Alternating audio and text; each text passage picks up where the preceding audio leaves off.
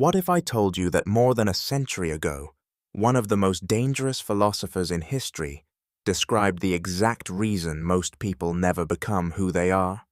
Not because they lack talent, not because life is unfair, not because they were born in the wrong place, at the wrong time, with the wrong opportunities, but because they are too afraid to separate from the crowd, too attached to comfort, too dependent on approval, too willing to live by values they never chose. That philosopher was Friedrich Nietzsche. Nietzsche did not write to make people comfortable. He wrote to disturb them. He attacked weakness disguised as morality, fear disguised as humility, obedience disguised as goodness, and comfort disguised as happiness. His philosophy was not about becoming calm. It was about becoming stronger. Today, we are going through 12 Nietzsche principles that can change the way you think, suffer, choose, and build yourself. Stay until the end, because Principle 12 is the one most people misunderstand, and it may be the key to Nietzsche's entire philosophy. 1. Become who you are. Nietzsche's most famous command is simple, but not easy. Become who you are. Most people hear this and think it means discovering some hidden, authentic self buried deep inside them. But Nietzsche meant something more demanding. You do not simply find yourself. You create yourself. Most people are made from borrowed opinions, inherited fears, social expectations, family pressure, cultural habits, and the silent need to be accepted. They call this identity, but much of it was never chosen. Nietzsche asks a brutal question: how much of your life is truly yours? Are your goals yours, or did you absorb them because they were praised? Are your beliefs yours, or did you inherit them because questioning them felt dangerous? Are your ambitions yours, or are you trying to impress people whose approval you never consciously chose to value? To become who you are, you must stop treating yourself as a fixed object and begin treating yourself as a task. That means looking honestly at your instincts, your fears, your strengths, your envy, your resentment, your hidden desires, and your deepest sense of direction. Most people avoid this because it creates responsibility. If you are only a victim of circumstances, you can explain your life. But if you are something unfinished, then every day becomes a chance to shape yourself. Nietzsche's first principle is this: do not wait to discover yourself. Build yourself. 2. Amor fati. Love your fate. Nietzsche did not believe the highest person merely accepts life. He believed the strongest spirit learns to love it. This is amor fati, love of fate. Not love only for success, pleasure, recognition, and beautiful moments. Anyone can love life when life obeys them. Nietzsche's challenge is far more radical. Can you love the failure that taught you what you were avoiding? Can you love the rejection that forced you to stop begging for approval? Can you love the pain that stripped away your illusions? Can you love the years that did not go according to plan because they formed the person who now sees more clearly? Amor fati does not mean pretending suffering feels good. It does not mean being passive or calling injustice beautiful. It means refusing to waste your life wishing reality had been easier. Most people suffer twice. First, from what happened. Second, from their hatred that it happened at all. Nietzsche wanted a person who could look back at life and say, I would not erase even this, because even this became part of my becoming. That is an enormous standard. Most people want to edit their lives. Nietzsche wanted you to become strong enough to affirm them. The question is not whether everything was pleasant. The question is whether you can use everything. 3. What does not kill you can make you stronger. Nietzsche's line is famous because it sounds simple. What does not kill me makes me stronger. But people often misunderstand it. Nietzsche was not saying that suffering automatically improves you. Pain can make people bitter, small, cruel, frightened, or resentful. Hardship does not guarantee strength. The real question is what you do with what happened to you. Two people can experience the same betrayal. One becomes suspicious of everyone and spends years protecting themselves from life.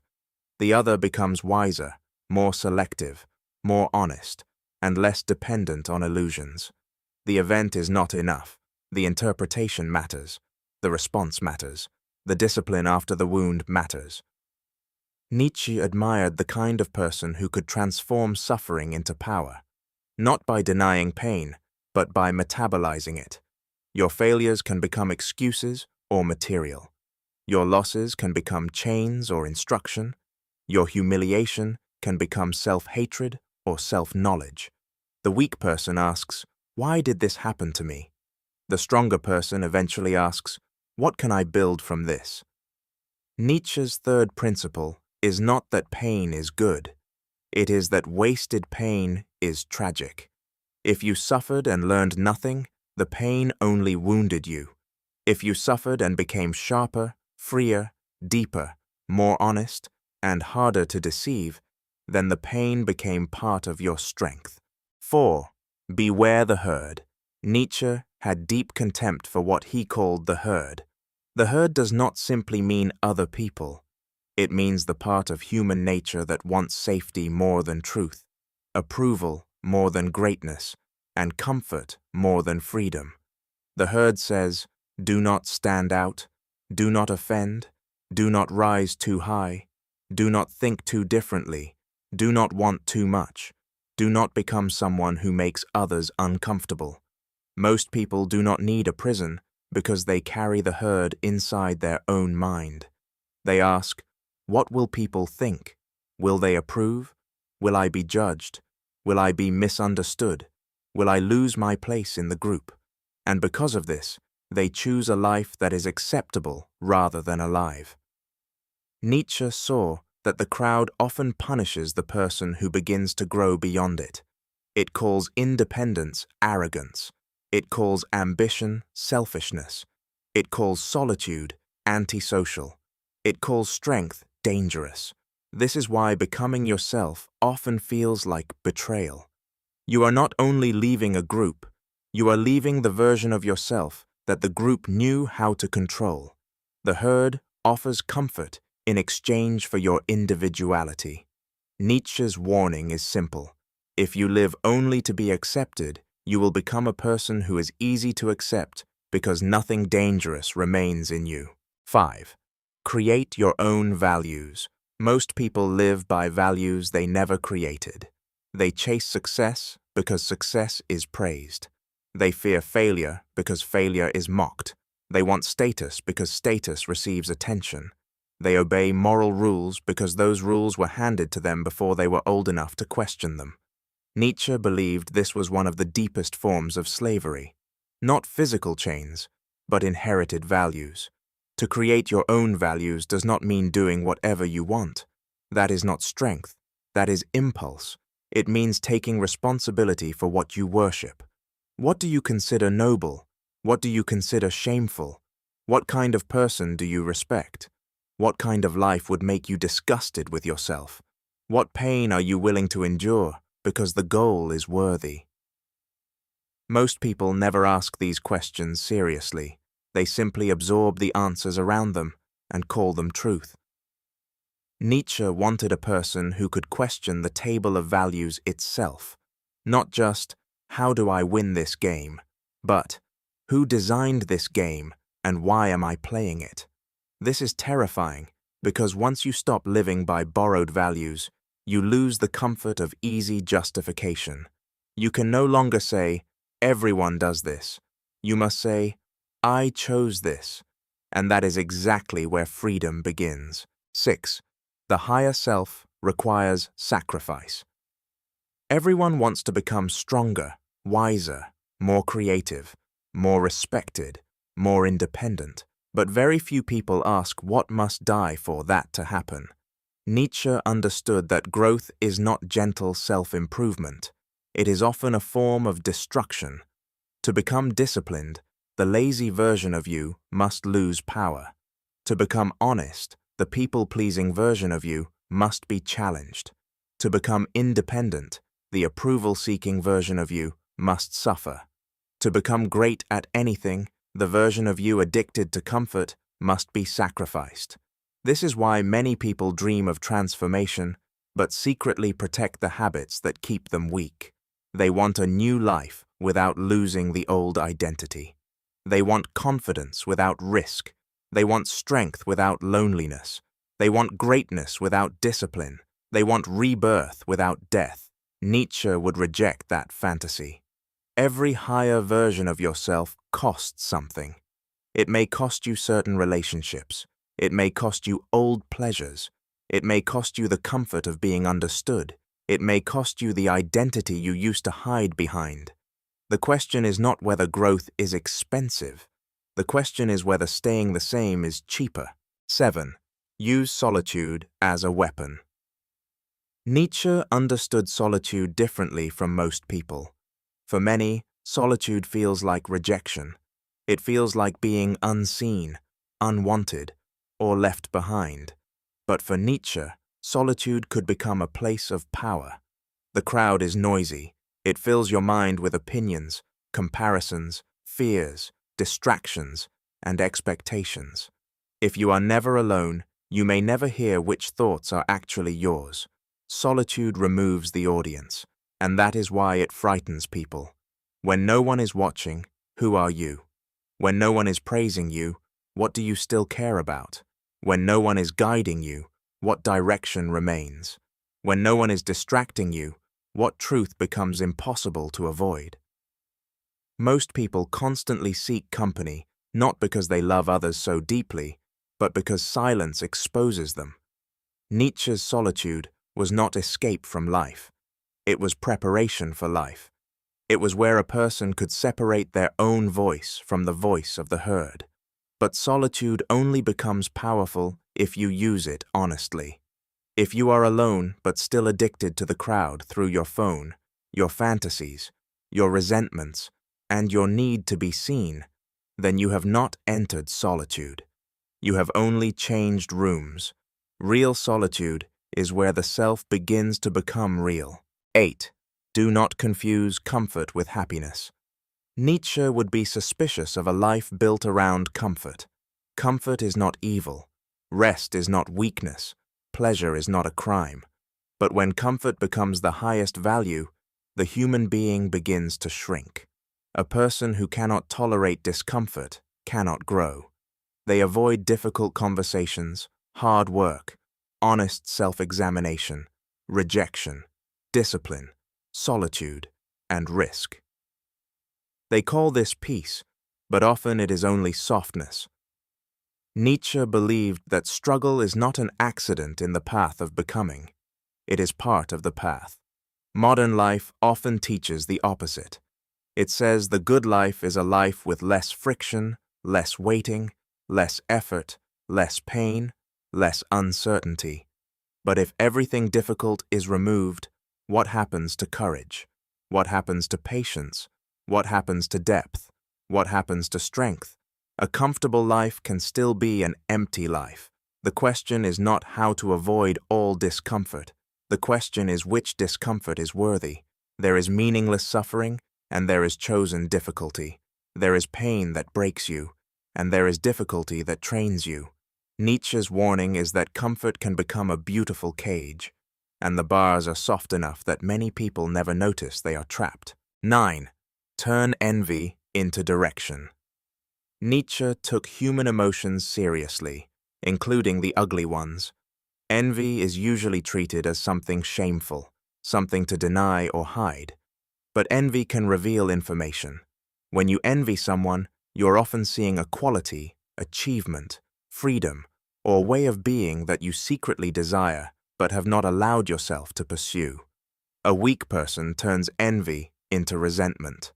They criticize the person they envy, minimize their success, search for flaws, or convince themselves the achievement is not real.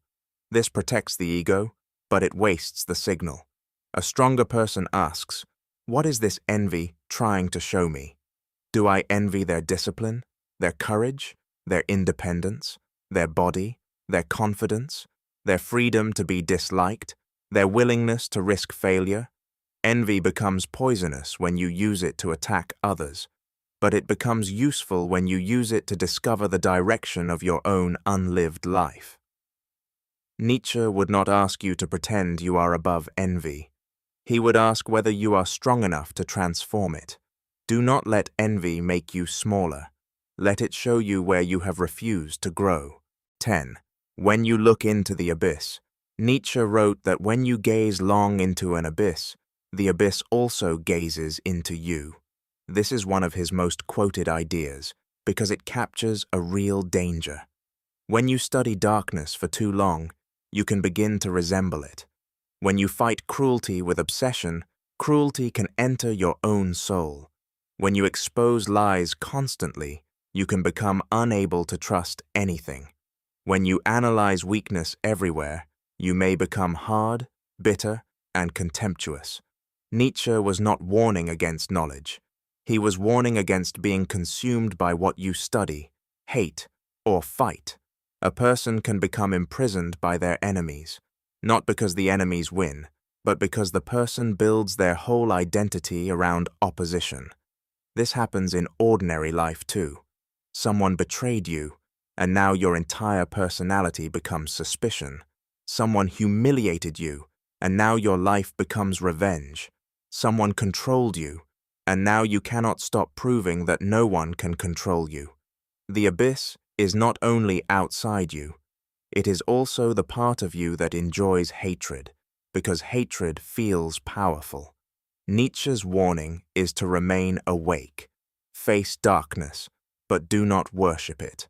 Understand evil, but do not let it become your home. 11. Live dangerously. Nietzsche's command to live dangerously does not mean being reckless for entertainment. It means refusing to organize your entire life around safety. Most people do not choose the life they want. They choose the life that protects them from embarrassment, rejection, uncertainty, and failure. They call it being realistic. Sometimes it is, but often realism is fear with better vocabulary. To live dangerously means to take the risks required by your own becoming, to say what you believe when silence would be easier, to create something that may be judged, to leave what is dead even when the next step is uncertain, to pursue a higher life even if the old one was comfortable. There is no transformation without danger, because transformation means the old self cannot survive unchanged. This does not mean you should destroy your life impulsively. Nietzsche was not praising chaos for its own sake. He was attacking the kind of life where nothing great is attempted, because everything must first feel safe. If you need certainty before you act, you will never act on anything important. A life without danger may still contain comfort, but it rarely contains greatness. 12. The Übermensch is a direction, not a title. The Übermensch is one of Nietzsche's most misunderstood ideas. It is often imagined as a superior person standing above everyone else. But the deeper meaning is not about domination. It is about self-overcoming. The Übermensch is not a trophy you win. It is a direction you move toward. It is the person who no longer needs the herd to tell them what is valuable. The person who can create meaning after old meanings collapse.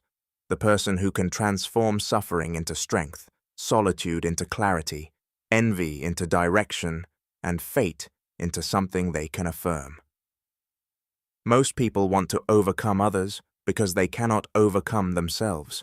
Nietzsche's higher person begins with the harder task, mastering the chaos within.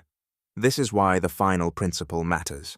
Nietzsche is not asking you to become perfect. He is asking you to stop worshipping the weaker version of yourself. Every day, you are either preserving who you have been or participating in who you could become. The old self wants comfort, approval, excuses, and familiar limitations. The higher self demands honesty, discipline, solitude, risk, and responsibility. Nietzsche's philosophy is not gentle because becoming yourself is not gentle.